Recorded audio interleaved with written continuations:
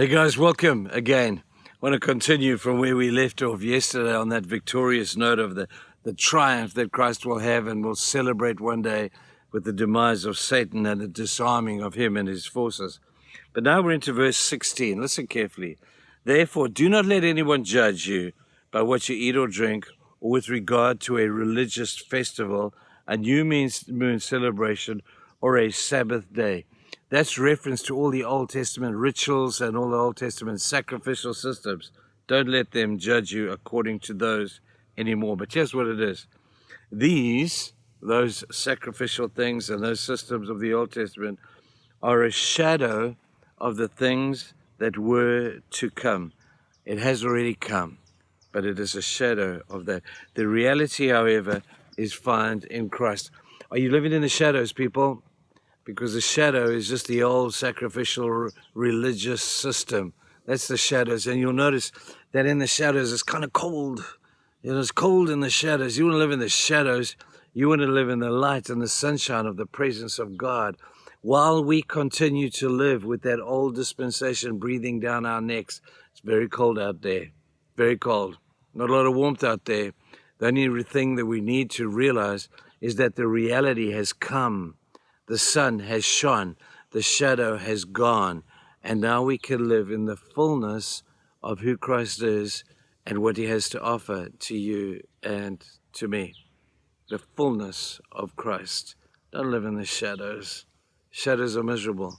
But if you look at the shadows of the Old Testament time, if you look at them individually, the religious system, particularly, I guess, the sacrificial system of the day, that every time they took a little lamb or an animal and they shed its blood, it was just a picture of that which was still to come and now has come. So we're faced with a choice. Do we want to still live in that old system of bondage to sin, of trying to work for my salvation, trying to prove to God that I'm better than I really am, trying to impress people with the way that I obey and walk in the old obedience to the law? It's strange, isn't it? At 2,000 odd years after the death of Jesus and the light of the world coming in, we no longer live in the shadow, but some of us choose to. We still run in the old religious way of thinking that my behavior is going to affect. Of course your behavior needs to be better. In fact, let me tell you, people, we've got to get a lot better. Our behavior sucks sometimes. We need to do a lot better than we are doing. But it's not going to determine your relationship with Christ, no matter how good you behave. Not going to help. Not going to help. It's a good way to live, but it's not going to help in the relationship and with regard to the future. It's just living in the shadows when we can live in the sunshine of the will of God and the purpose of God for our lives. Have a look at that, won't you, in your own experience. All the legalism of the laws of the past, all the do's and the don'ts that we have held ourselves accountable to. Although I have to say there's some measure of good in working those things out, but we don't live according to them, do we? We live according to the freedom that we find in Christ Jesus because of his death and his victorious, incredibly victorious resurrection from the dead. No event ever in the world past or in the world present or in the world future will supersede the magnitude of the resurrection of Jesus Christ. It's the big deal.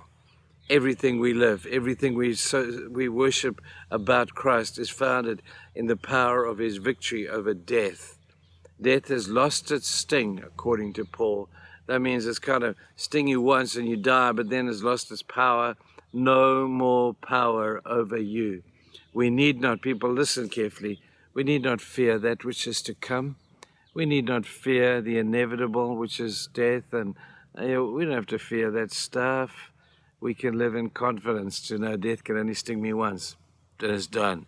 Now I live in the reality and the power of his resurrection, being now my resurrection. The graves will one day be opened, and we will stand with new bodies before God and in the presence of our friends and our families. And only my mind just goes crazy with imagining what that's going to look like. Can you believe it? Well, you better believe it, because it's true. You have a good day. Bye-bye.